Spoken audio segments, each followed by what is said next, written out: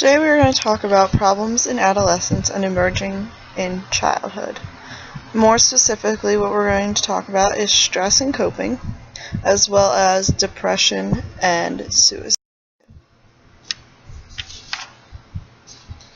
Stress is the response of individuals to stressors, which are circumstances and events that threaten and tax their coping abilities. Although adults often describe the adolescent years as the best years of your life, they often forget the many stressors adolescents go through. Typical stressors that adolescents experience are often related to their social relationships and can genetically be broken into two domains: stressors from home and stressors from school. These stressful events are typically oriented around loss and conflict.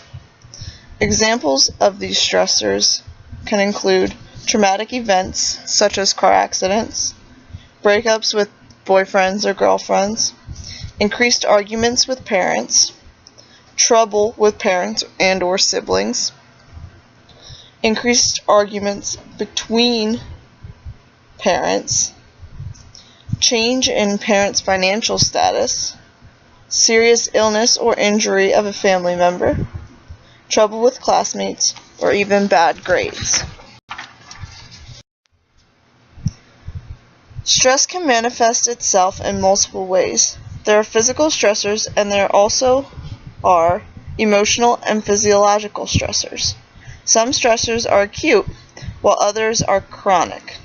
Acute stress is the most common and can be described as stress that comes from demands and pressures of the recent past and anticipated demands and pressures of the near future. Not all acute stress is negative. Acute stress can present itself in exhilarating activity, such as downhill skiing or skydiving. Due to its short duration, acute stress and its symptoms are well known and is highly treatable and manageable. Chronic stress is a little different, however.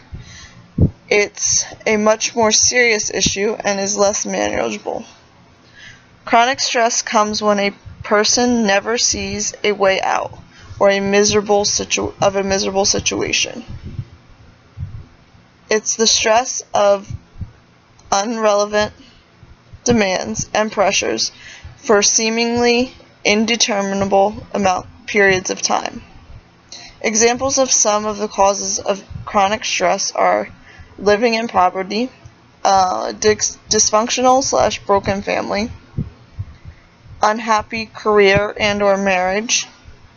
Unlike acute stress, which is very noticeable due to its short lifespan, chronic stress can go largely unnoticed due to the individual becoming conditioned to the daily stress. Chronic stress, if left untreated, can lead to depression, heart attack, stroke, and even suicide. Lastly, there is a subcategory of stress called accumulative stress. This is defined as the negative consequences that result from contact between two distinctive culture groups. So this, for example, this could be a Latino college student developing stress related to body image due to the idealization of high status and thin bodies. Coping involves managing taxing circumstances, expending efforts to solve life's problems, and seeking to master or reduce stress. Essentially, it is how one handles the pressure of stress. Positive thinking and having a good support system through family and friends are great tools to cope with stress. Having a positive and optimistic attitude is generally more productive than a pessimistic one. By looking at the glass as half full rather than half empty, you can begin to look for positive solutions to the stressors rather than become overwhelmed by them. Having a good support system is an important aspect to coping with stress. Having a positive attachment to family and friends, not only will you feel less isolated and alone in confronting a problem due to having a support system of people able and willing to help you, but you will also have more eyes and ears looking out for precursors to stress.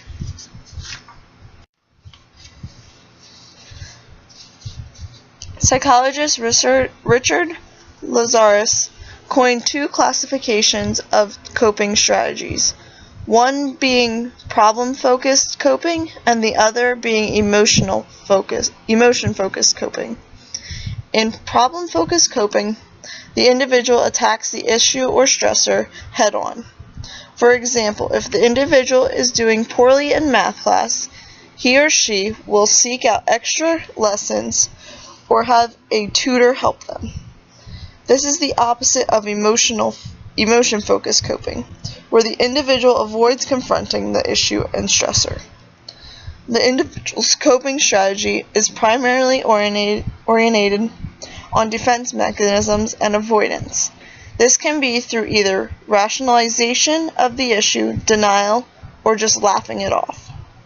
This typically is an unproductive way to cope with an issue.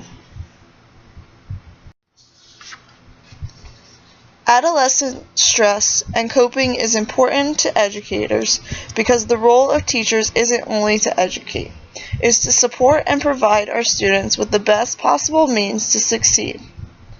Our students are far more likely to succeed if they are less stressed and are capable of handling stress in a positive way. Our actions as educators also play a part in our students' well-being. The manner in which we teach, deliver lessons and assignments, and evaluate all contribute to our students' stress level.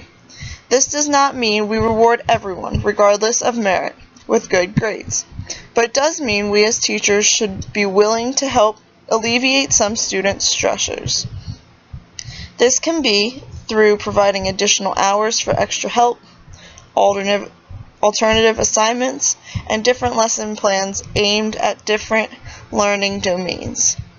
In addition, by having students less stressed and concerned about stressors such as SAT grades, state-mandated exams, students will feel less compelled to cheat.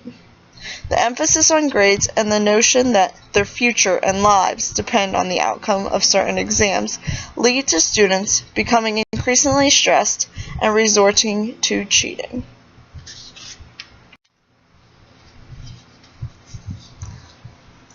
It is no secret that stress is always a problem for everyone as time goes on. Experts, doctors, and professionals are constantly coming up with solutions and innovations that people can use to deal with stress. Research has shown that one thing that is causing stress and will continue to cause more stress on people in the future is the overall future of America. The advancements in technology, the environment, and politics are believed to be a main cause in the future of stress for everyone. Some of the ways that are being established for dealing with stress are different forms of yoga, meditation, and relaxation which are used for our bodies to deal with the stress. Also, new forms of technology, music, and other forms of art are being invented for dealing with stress. The American Psychological Association has been doing lots of studies on how adolescents deal with coping. Some of the research that the APA has found include that teenagers handle stress and coping similar to adults and have more problems than adults do. Some of the biggest negative effects that stress and coping has on teenagers deal with sleep, eating, and behavior. Statistics of the APA's research show that there is a higher percentage of teenagers that feel more stress and struggle with coping more than adults. Also, researchers have found that stress impacts the body and mental health more in teenagers than adults. An alarming statistic that the survey found was that only 16% of teenagers felt like their coping and stress was going to get better in the future.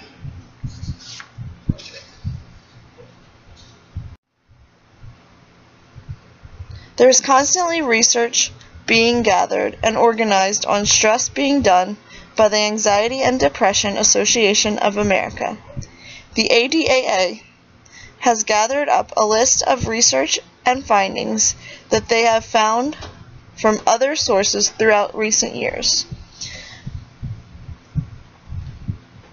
Stress does not actually lead to aggression.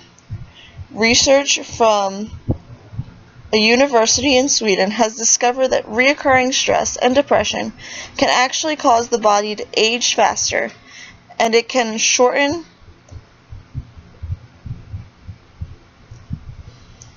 our white blood cells. The Association of Psychological Science has found that one of the most helpful and popular ways for dealing with stress is by using mindful meditation. Children who have alcoholic parents are at higher risk for using alcohol as a way of managing stress. The University of California, Los Angeles has found research that revealed that people who deal with stressful situations at a young age will have a more difficult time dealing with stress as life goes on. The Journal of Neuroscience has found the higher sodium levels can release more stress hormones in our body, but does not lead to aggression. Studying how people deal with coping can be interesting since people cope differently. Experts and psychologists will continue to gather research through statistics, surveys, and experiments, which can allow them to better understand the concept of coping. The best way for there to be improvements and innovations that can be made for dealing with coping will come from research on our minds and how our brains function. As technology advances, the more advanced the research, studies, and experiments can be on coping. One thing that we will continue to see in the future are the increased amounts of support and guidance that schools can offer for their students while dealing with coping. Schools will always have support groups and other creative ways that they will provide for their students to deal with coping. There are many signs and symptoms of depression, and there are several different types of depression. To be diagnosed with depression, a person must exhibit symptoms for greater than 2 weeks.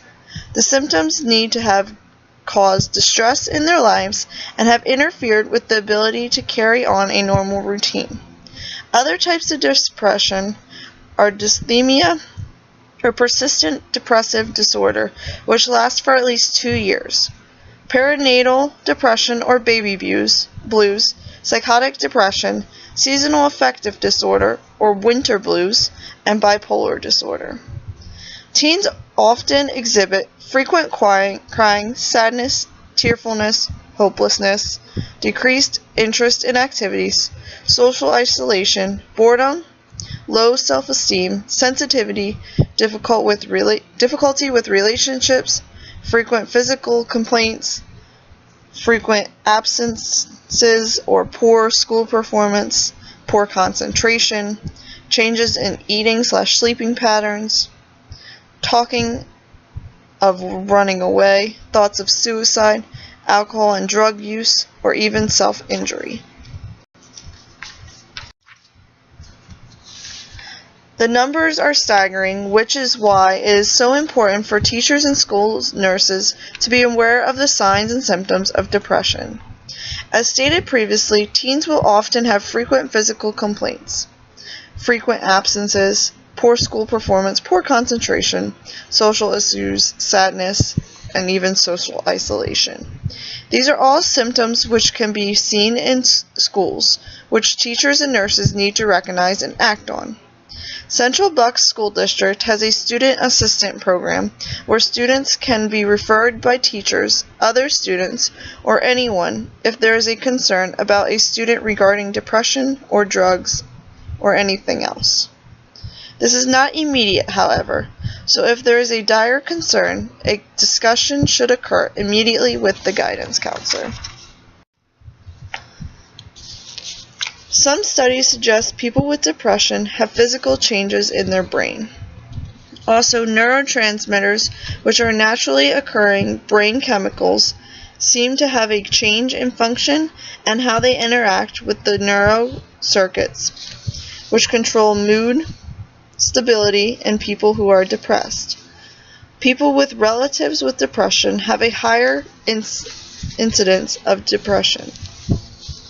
Hormones during pregnancy and after pregnancy can cause depression, as well as other factors such as traumatic life events, being LGBTQ, having other mental health issues, drugs and alcohol issues, a chronic illness, medication.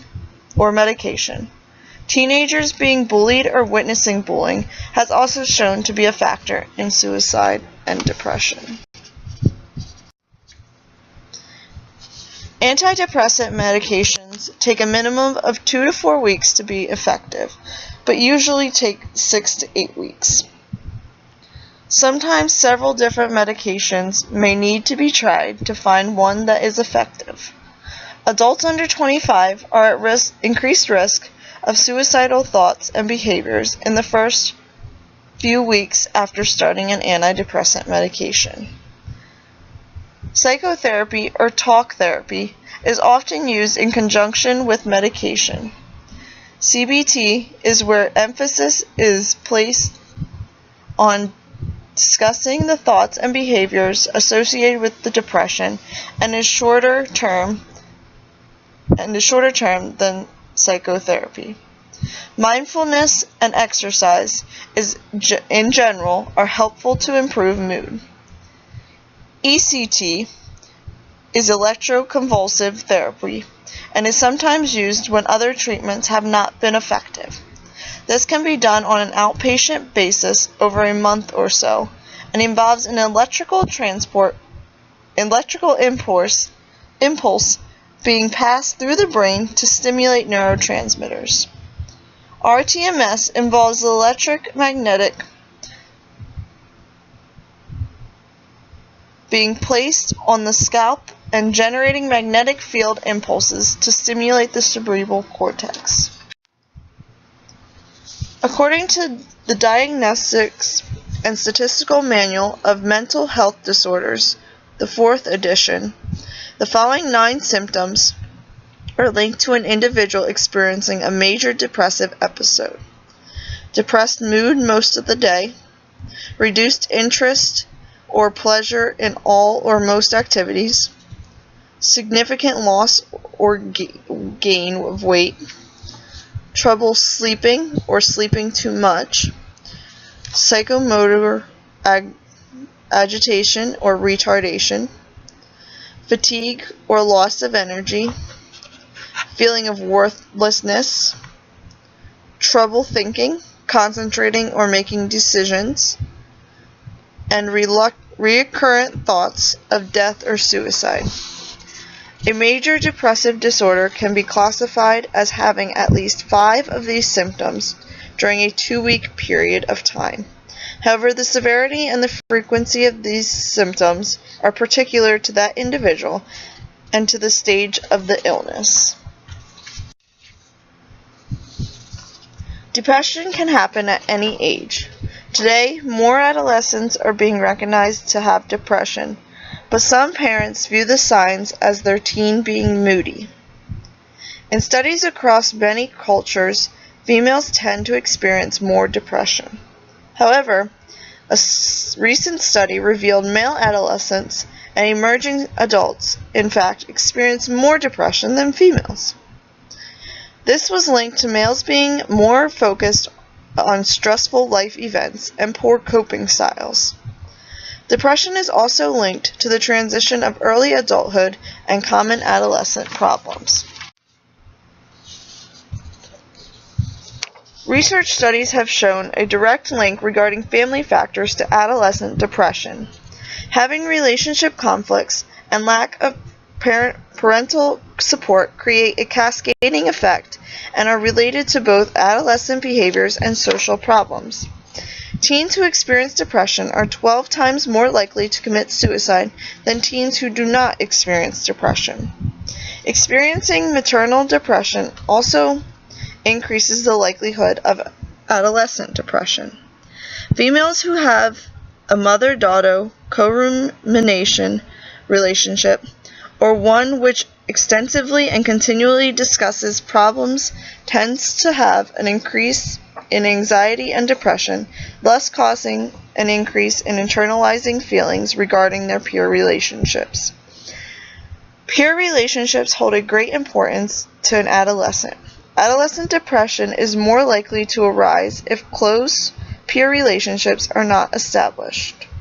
For example, if an adolescent does not develop a close friend, does not have social interaction, or is rejected by peers, he or she will be more likely to experience depression.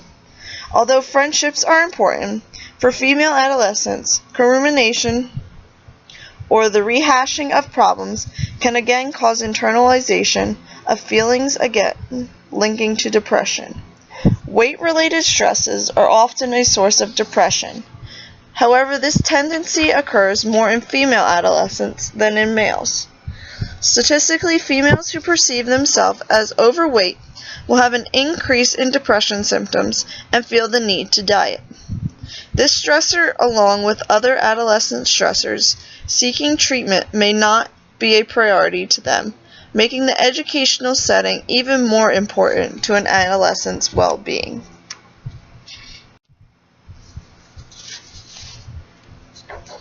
In order to aid individuals with depression and help develop the healthier future, several aspects must be understood.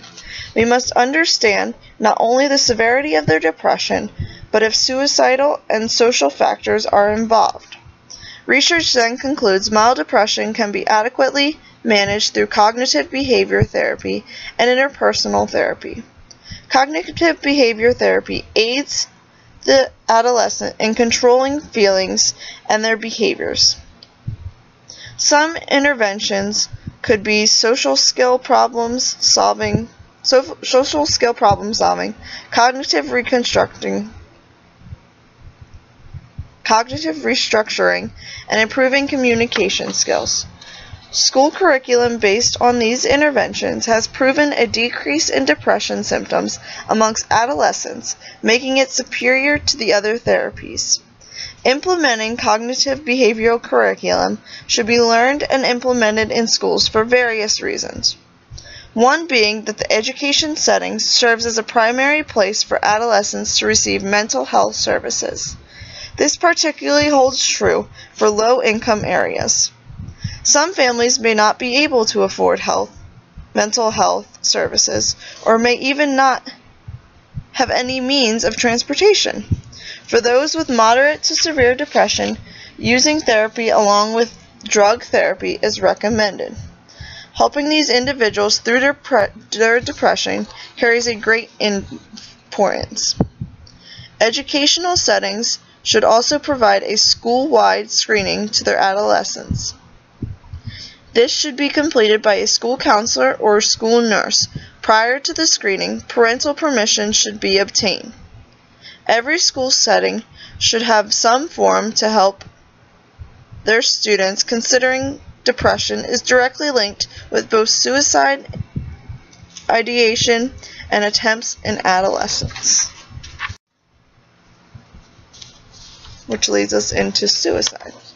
Suicide is the second leading cause of death in school-age kids. A very sad statistic, but suicide is preventable.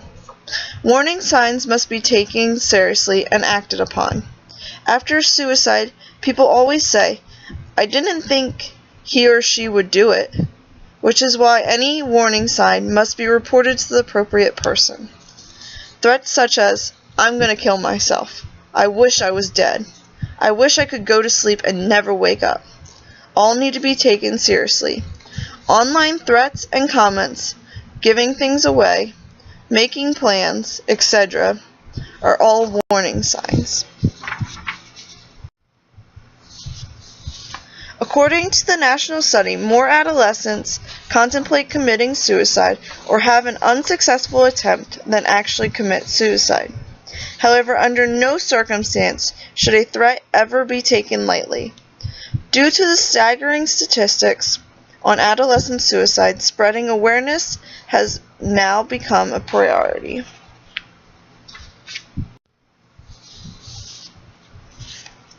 Studies have shown females are more likely to attempt suicide, but males have more success in committing suicide. This is linked to the means on how the suicide is committed. Males tend to use more lethal means, such as guns, but females will most likely cut their wrists or overdose on sleeping medication. Culture related to suicide varies across all ethnic groups. More than 20% of female Native American or Alaskan Native adolescents report attempting suicide. Research feel this is a result of this ethnic group having a higher rate of alcohol abuse. Both family dynamics and parental relationships have been shown to correlate with adolescent suicide attempts.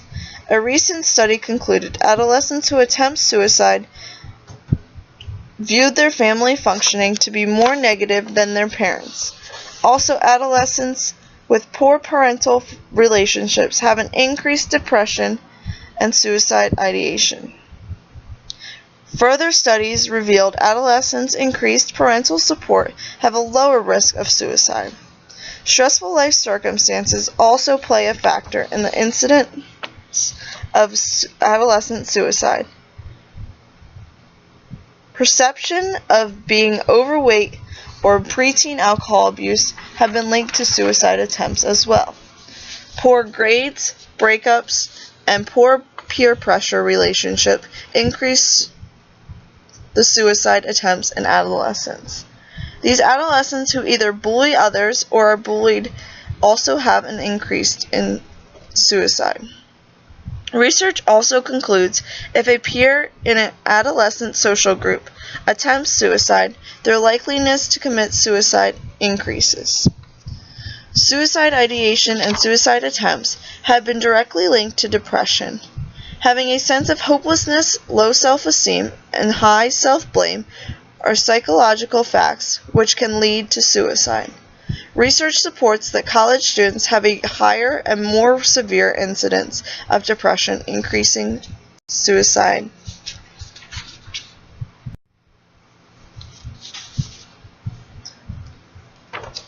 Every threat must be taken seriously. Get the person help immediately. Err on the side of caution. You may be preventing a suicide, and at minimum, the person can get help for depression. Never promise a student that you will keep this information to yourself. Escort the student to the counselor yourself, and never leave them unattended if you suspect they are suicidal. And here you can find a video on teen suicide that if you would like to watch, you may. Click on the link. Teachers must be aware of all signs and symptoms of depression and the warning signs of suicide and must know the correct actions to take. Teachers are with the students a great majority of the time and often overhear conversations of other students, observe things that can be crucial in identifying a student with depression or possible suicidal ideation.